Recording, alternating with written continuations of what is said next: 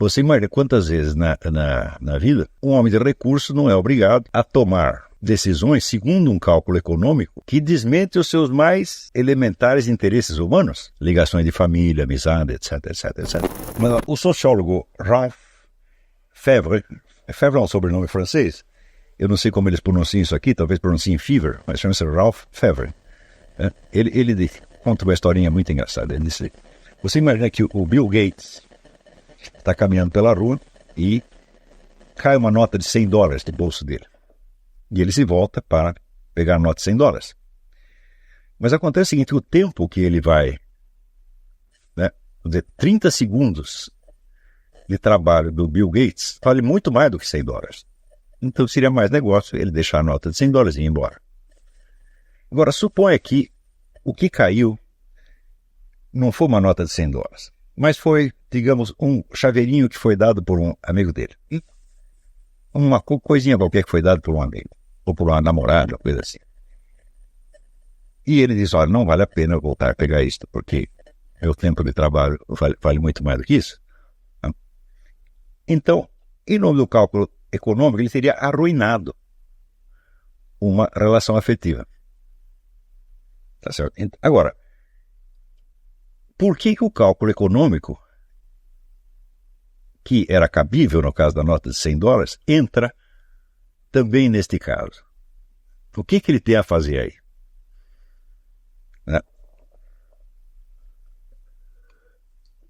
É claro que a hipótese é totalmente inventada, ela é fictícia. Mas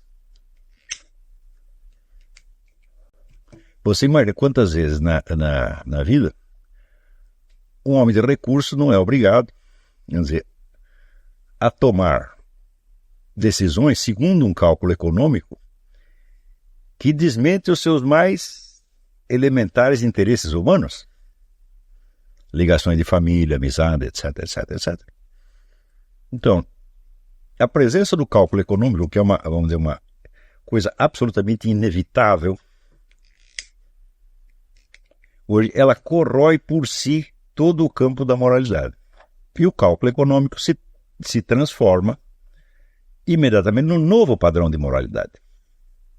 Mesmo quando as pessoas continuam acreditando na velha moralidade, elas já não podem agir segundo a velha moralidade. Por quê? Porque ela não inclui o cálculo econômico. E sem o cálculo econômico, no cálculo da racionalidade econômica, não há como sobreviver no novo ambiente. Vamos dizer, a simples profissionalização de massas e massas de pessoas, por exemplo, quando as donas de casa saem de casa e se arrumam um emprego, elas automaticamente entram no reino do cálculo econômico. E é claro que a maior parte das suas ações passarão a refletir a racionalidade econômica e não a velha moral.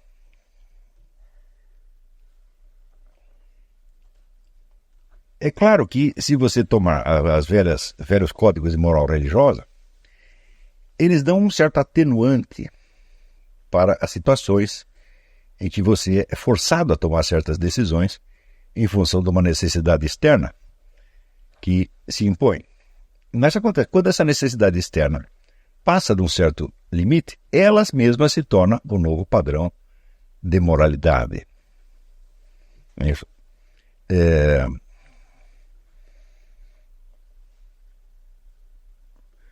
Por exemplo, você imagina um casal,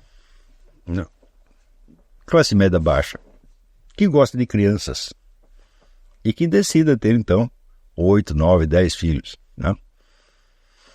Que a gente vai numa igreja que é cheia de irlandeses.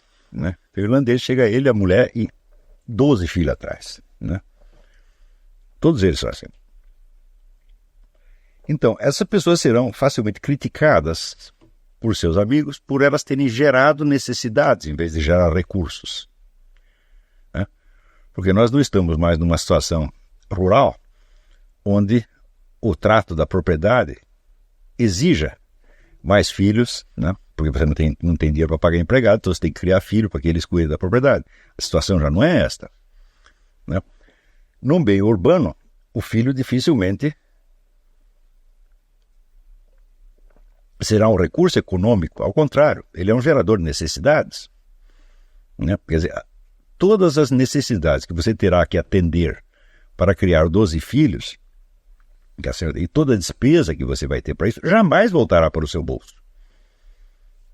Nunca mais, quer dizer, foi perdido de uma vez para sempre. Os filhos, então, terão novos filhos, e assim por diante.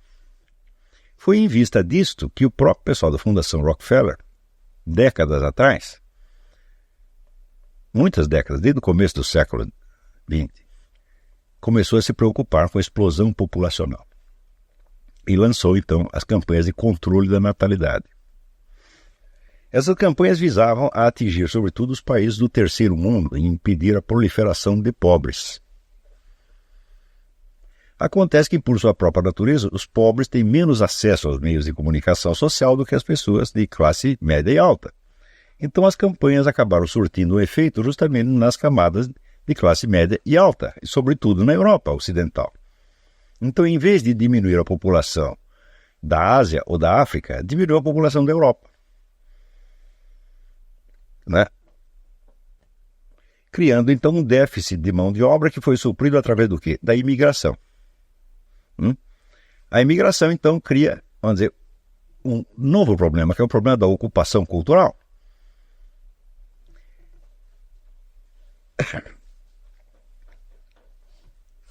Então você vê que a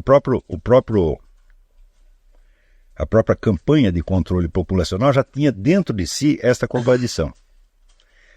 Praticamente nós podemos dizer que não existe nenhum empreendimento de engenharia social que não traga dentro de si mais e mais e mais e mais e mais contradições, ao ponto que a simples ideia de coerência no julgamento moral já desapareceu por completo. Você vê que pela própria natureza do instinto moral humano, existe a necessidade de que os julgamentos que você faz sobre questões determinadas, particulares e concretas, tenham algo a ver com certos princípios gerais que permitirão fazer julgamento em outras questões similares. Quer dizer, a própria ideia de moral, a própria ideia de justiça, implica a ideia de proporcionalidade. É isso? Quer dizer, você tem, partindo, vamos dizer, de uma igualdade elementar 1 igual a 1, você faz uma outra, vai fazendo proporções, 1 sobre 1 igual a 2 sobre 2 e assim por diante. Quer dizer, a proporcionalidade é a estrutura mesma da ideia de moral e da ideia de justiça. Porém, no instante onde a tomada de posição quanto a determinados fatos particulares e concretos, né, é forçada por um projeto de engenharia social que, por exemplo, deseja eliminar certos hábitos, quando o esforço, vamos dizer, de intensificar essa tomada de posição passa além do que seria justificável pelos princípios gerais, então os princípios gerais são sacrificados em nome daquela tomada de posição particular.